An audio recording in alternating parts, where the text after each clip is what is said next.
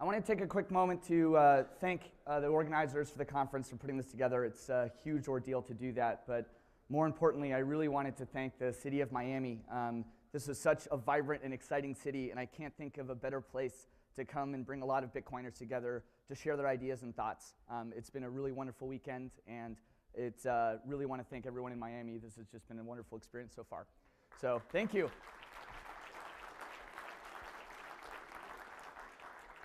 So I don't really know how to follow up 2 days of unbelievable thought leadership and amazing innovation that is being shared by everyone here.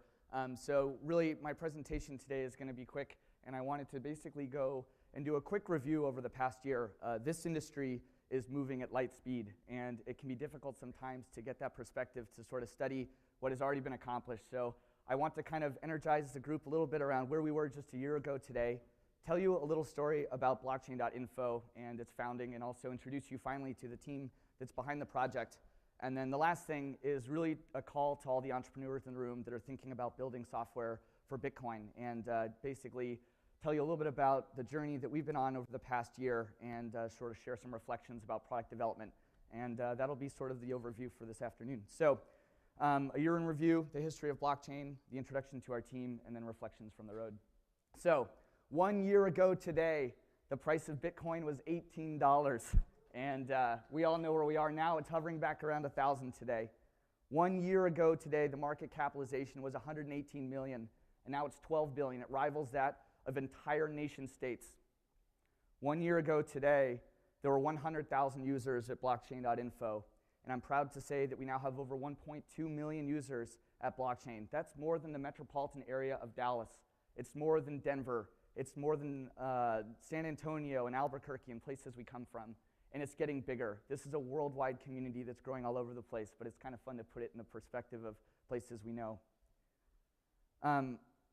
This is a really interesting chart. It shows the transaction volume over the entire history of time, and this is a chart on blockchain.info.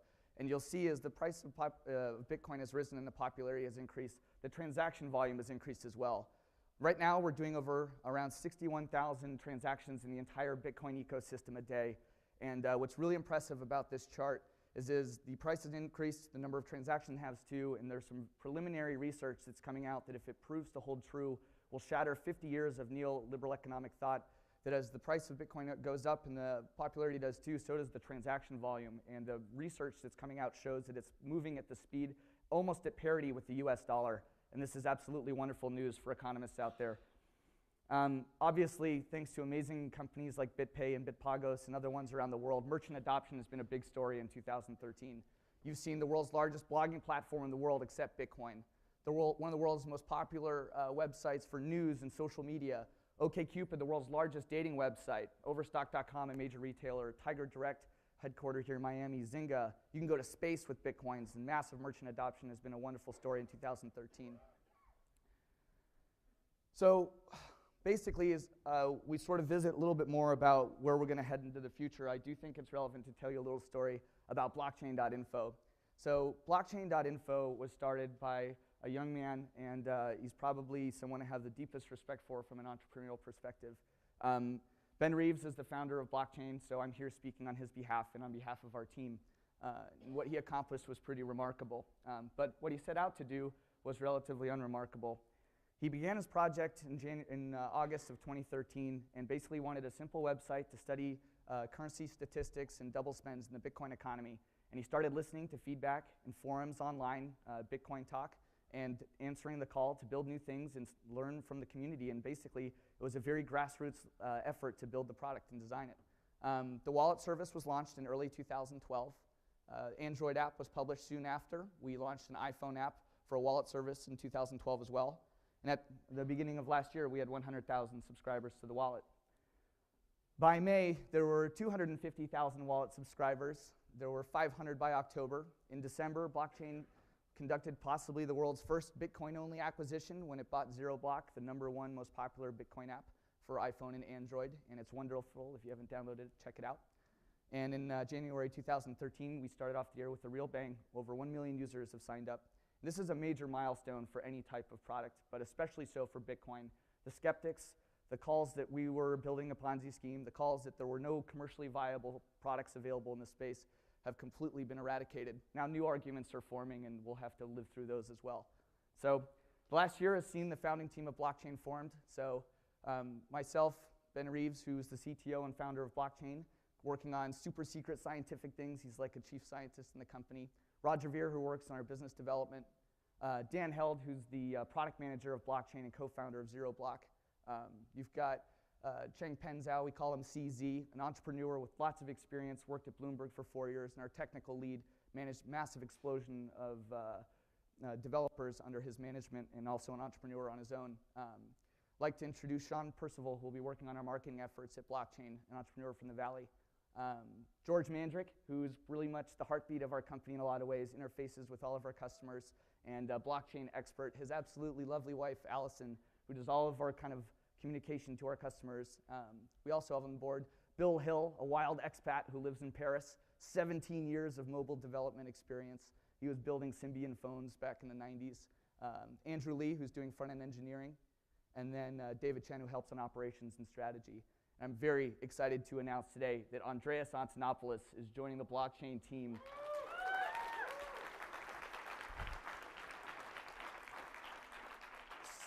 So for those of you who don't know Andreas, and he couldn't be here with us today, he's a real thought leader and a tremendously powerful force in Bitcoin.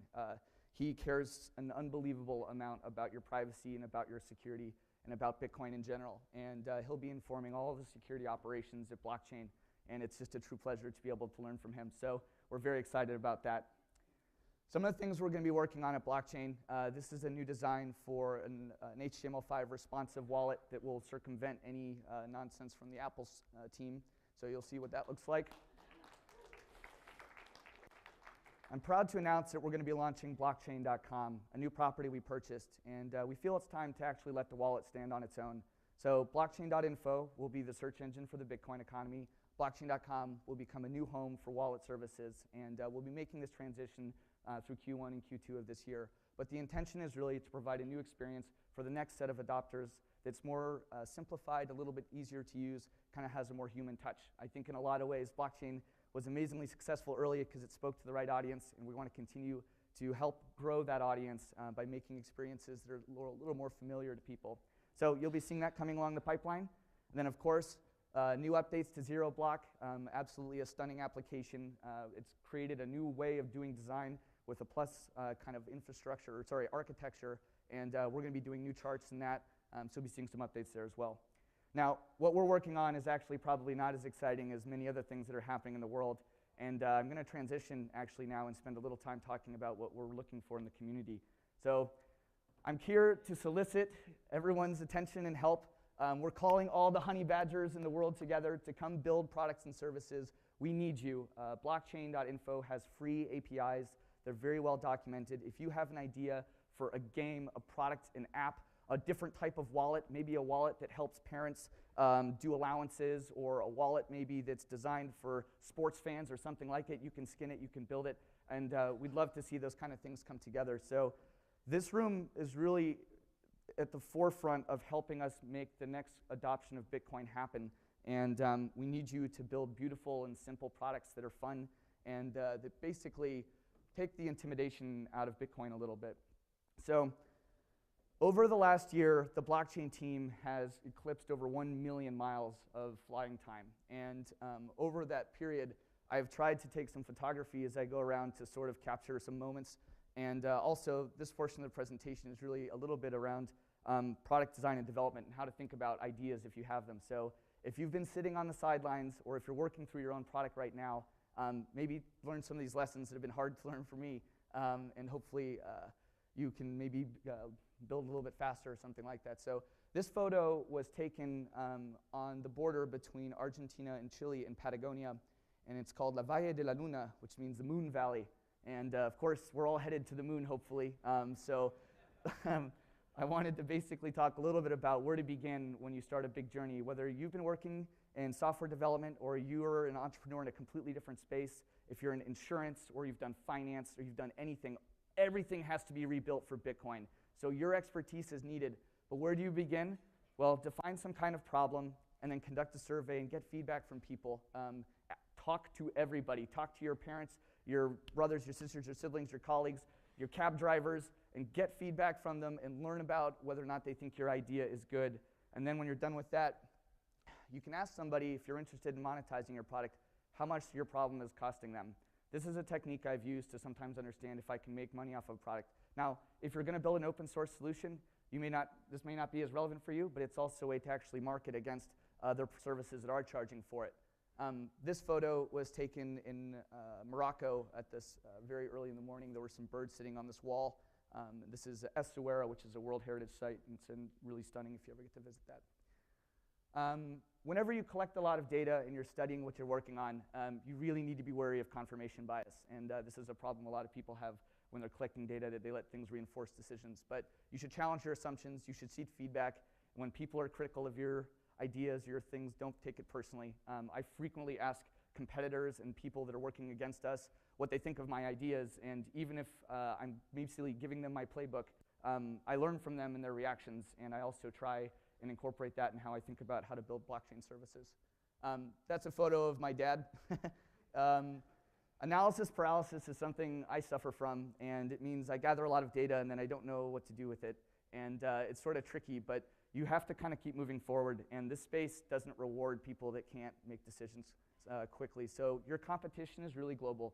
Bitcoin doesn't have a border. It's all over the place, and don't wait too long to let decisions build for you. This photo was taken in North Africa.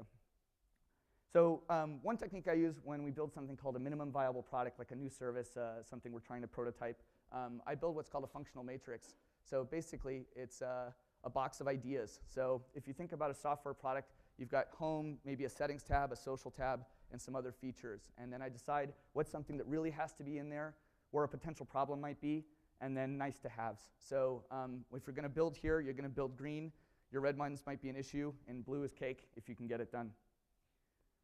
I'll talk a little bit about this photo. This photo was taken in the Toubkal National Park. Toubkal is the highest mountain in North Africa. And I had decided that I wanted to climb this with my sister. She's in the Peace Corps there.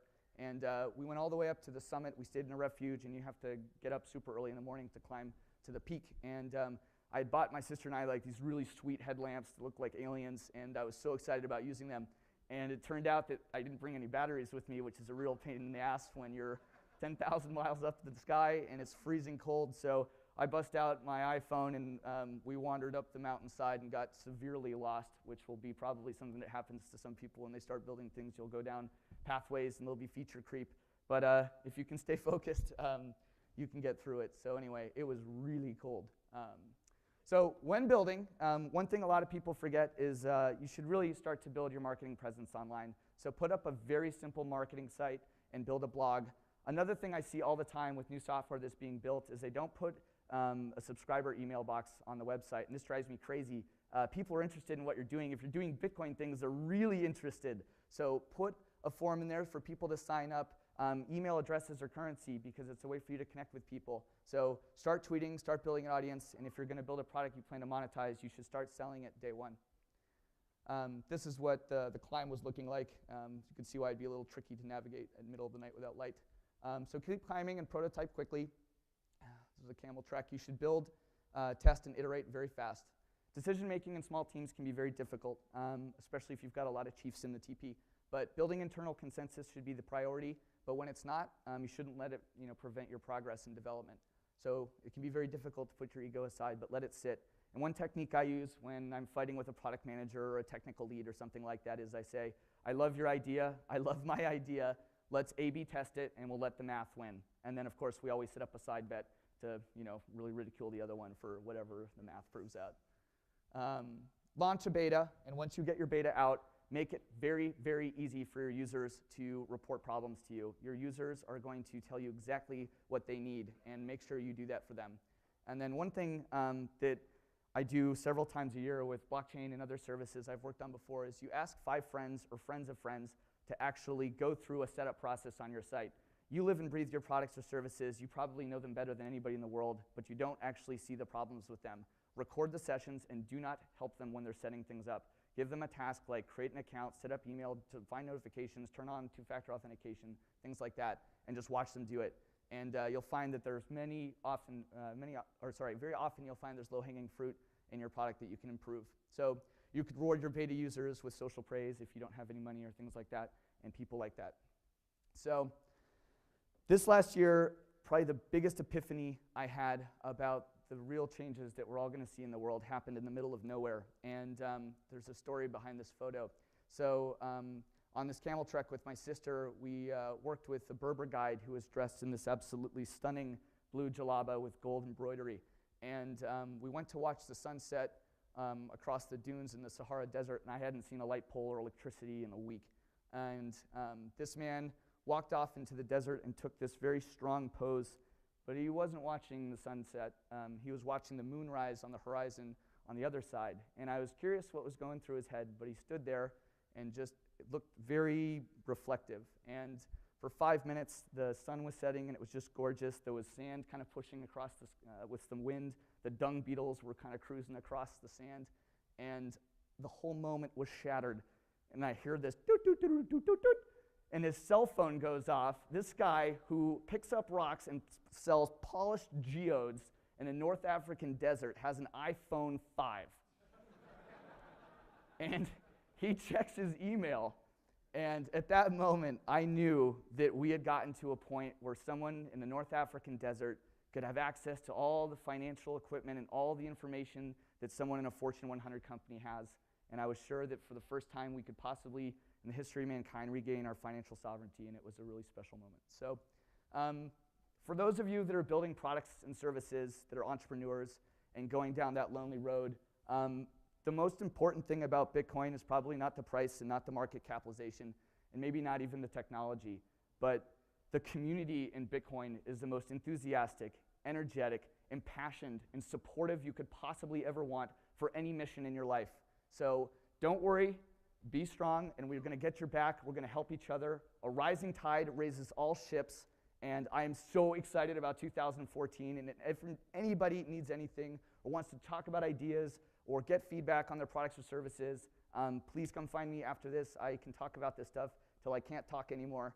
And anyway, I really thank everyone for coming out to this, and tell your friends about Bitcoin and keep spreading the good word. It'll help everybody. So thank you.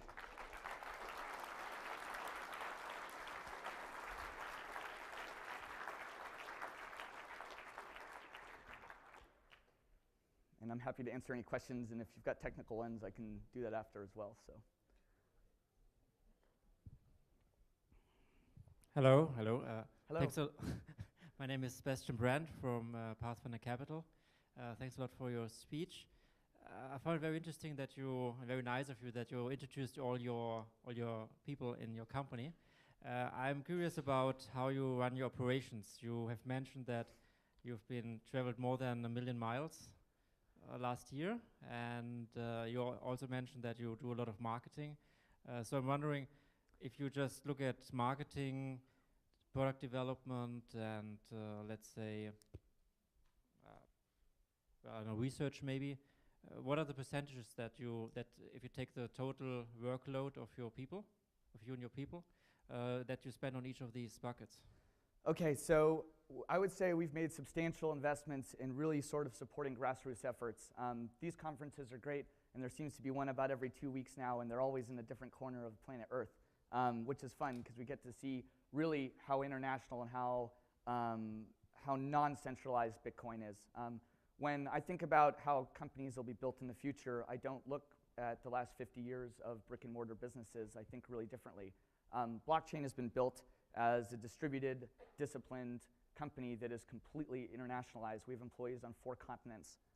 So in terms of how we deploy resources in the company, right now we're trying to hire as many developers as possible to continue to grow scalably.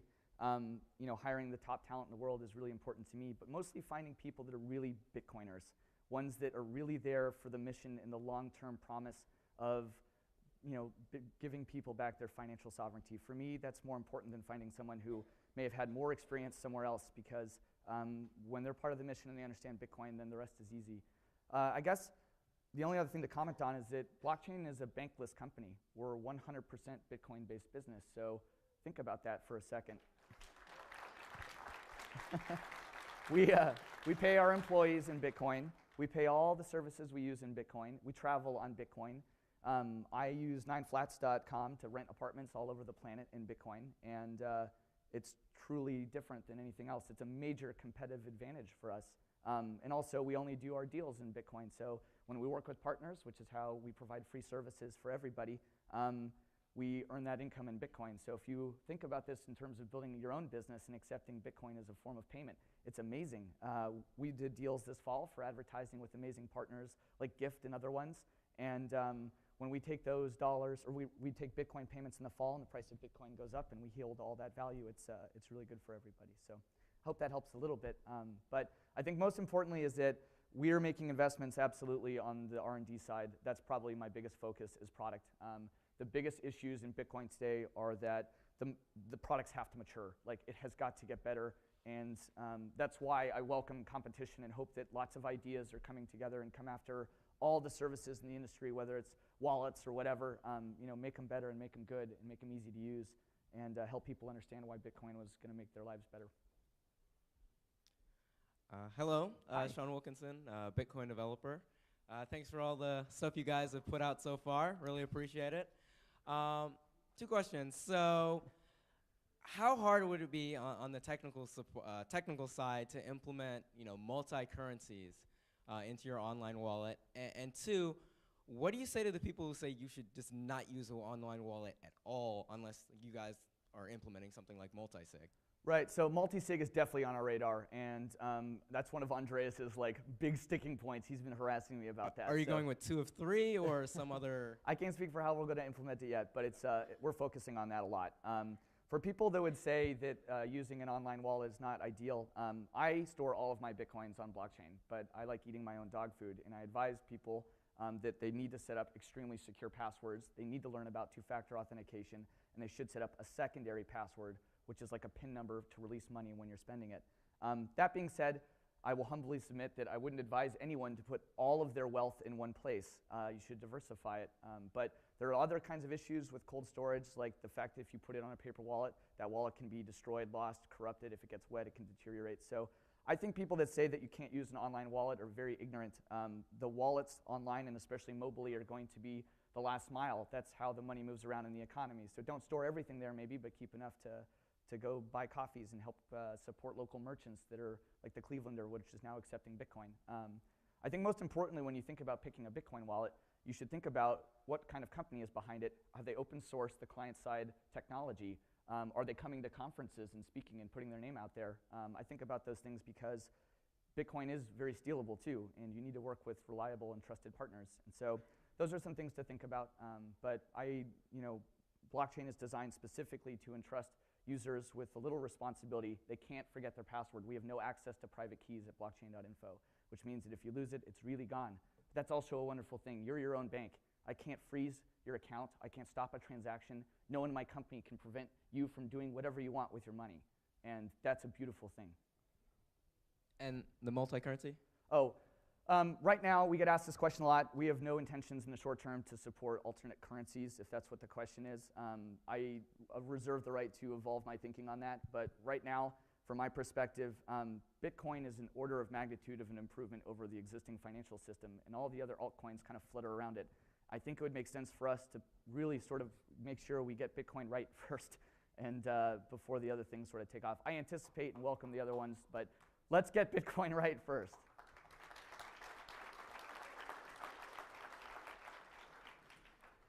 Hi, my name is Phil Simon. I'm with Coin Miner, and I have 2 questions to ask you. I may have come in a little bit late. You said you're an all Bitcoin company. The government is now accepting Bitcoin to pay our taxes? So I won't comment on that too much, okay. But I think the second one is you mentioned that the Bitcoin community is the most passionate community that there is. Does that also include the Grateful Dead?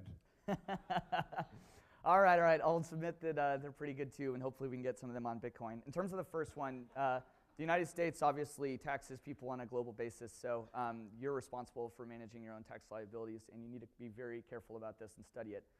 Blockchain is not based in the United States, so that's not as much of a concern for us here, but I'm a US citizen, and regardless of where I live, the government will come get their taxes from me. So I will report my income like a good citizen.